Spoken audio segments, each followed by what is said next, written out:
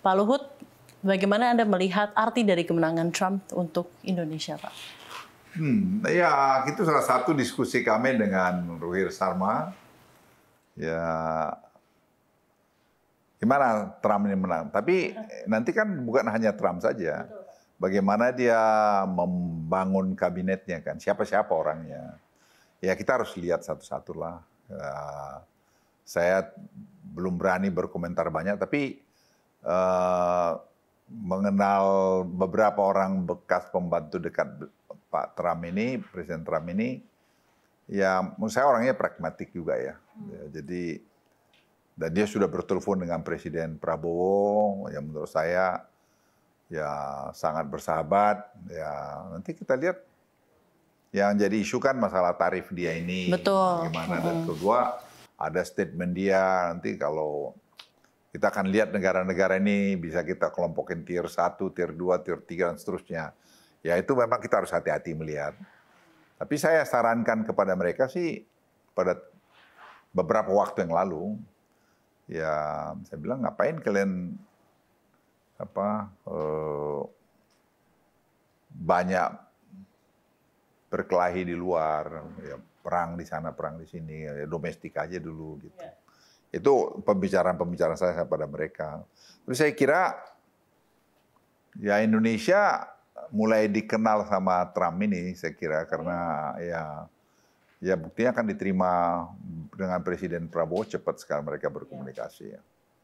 Jadi gitu ya Pak ya, apa yang bisa kita ekspektasikan Pak di bawah kepemimpinan Trump yang kali ini Pak? Apa yang berbeda dibandingkan Trump saya kira banyak hal ya. Dia kan tidak peduli sekarang kita lihat climate change misalnya. Iya. Itu juga iya, Pak. Ya kita mesti baca baik-baik, tapi karena kita juga mengenai energi terbarukan itu juga kita kan potensinya banyak juga.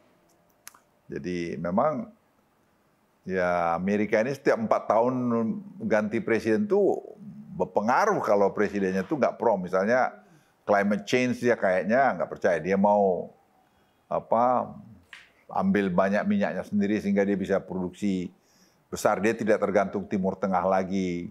Dulu kan dia tergantung ke Timur Tengah karena minyak. Sekarang dia nggak tergantung lagi. Dia punya sel gas mereka kan banyak sekali, nggak bisa habis. Dan cost-nya makin murah karena teknologinya makin bagus. Ya acara semacam itu masih banyak yang kita harus pelajarin. Hubungan perdagangan antara Indonesia dan Amerika tuh quite well Pak. Sampai saat ini masih surplus. Tapi ada ekspektasi bahwa di bawah kepemimpinan Trump ini kan most likely akan lebih protectionist. Apakah ini akan berpengaruh terhadap hubungan perdagangan kita? Bisa ya, bisa tidak. Karena bagaimanapun dia kan juga tergantung sama banyak critical mineral kita juga. Jadi bagaimana kita sih mengkomunikasikan aja. Ya mereka bilang kita dekat dengan Cina, ya kita dekat dengan siapa aja. Yang penting saling menguntungkan dan kita tidak dirugikan. Ya saya pikir perjalanan waktu kita lihat aja. Dalam saya sih, kalau saya lihat dia dengan Trump dengan Presiden Prabowo kayaknya tuh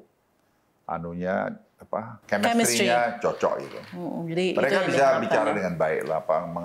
Apalagi Pak Presiden Prabowo kan artikulat, bagus sekali. Jadi saya pikir ya kita lihat aja. Peluang apa yang bisa diambil dari segi ekonomi, bilateral relations di kepemimpinan Trump ini untuk Indonesia, banyak sih kan, Amerika? kalau ekonomi kan mereka market besar juga ya. Dan teknologi juga mereka sangat advance ya. Jadi kita memang harus bisa mengeksplor ini. Jadi memang hubungan nanti pembantu-pembantu Presiden Prabowo dengan pembantu-pembantu Presiden Trump juga harus bisa dekat. Jangan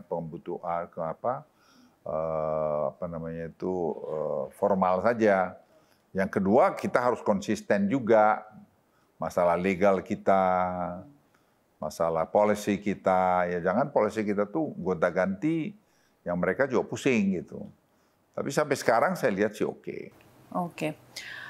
Pak, saya juga ingin bertanya kepada Anda tentunya mengenai super holding yang bernama Danantara. Ya, Pak ya. Apa urgensi dari pembentukan Danantara di kepemimpinan ini, Pak? Saya kira pikiran Presiden mengenai Danantara mengkonsolidasikan ini kan sudah bagus ya. Ini kan seperti INA. INA ini Dulu waktu dibentuk itu waktu kunjungan Raja Abu Dhabi, Presiden Abu Dhabi sekarang ke Presiden Jokowi waktu itu ya. Dan sekarang ini Pak Presiden Prabowo punya ide dengan Danantara, menurut saya sih bagus banget mengkonsolidasikan. Mau berapapun angkanya itu, kalau misalnya 100, 200 miliar, itu big money. Jadi itu bisa di macam penggunanya nanti. Dan saya lihat sekarang lagi dibereskan masalah organisasinya, masalah undang-undangnya, supaya jangan ada yang salah. Ya kalau itu beres dalam 3-4 bulan ke depan, saya kira akan Indonesia sangat pada posisi yang sangat baik. Sangat baik ya Pak ya. Jadi memang ini sudah on the right track. Bahkan di hari-hari pertama ini sudah semuanya lakukan efisiensi dengan baik. Dan beberapa program-program prioritas pemerintah juga sudah mulai digaungkan ya Pak ya dan lain-lain. Pak Luhut, ini ada sedikit pertanyaan mengenai Danantara. Ada beberapa aturan yang harus dirombak dalam pembentukan Danantara, yaitu adalah Undang-Undang Kekayaan Negara dan juga Undang-Undang BUMN. Jika nanti negara bukan lagi sebagai pengendali, maka pemerintah kan nanti tidak bisa lagi mengambil penerimaan negara bukan pajak sebagai dividen langsung. Nah, bagaimana mengenai hal ini? Bagaimana tanggapan Den mengenai hal ini, Pak? Ya itu saya bilang tadi, lagi studinya dibuat dari legal aspeknya gimana. Nggak boleh buru-buru juga kan. Jadi kita juga nanti kasih saran atau diminta oleh Presiden atau tidak diminta kita berikan. Sehingga apapun nanti diputuskan Presiden itu betul basisnya sudah data. Jangan Presiden itu nanti tidak dapat informasi yang lengkap sehingga beliau membuat keputusan juga nanti tidak pas gitu. Ini saya kira masalah teknis dan sangat strategis. Tapi idenya Presiden untuk ada Danantara menurut saya sudah sangat baik.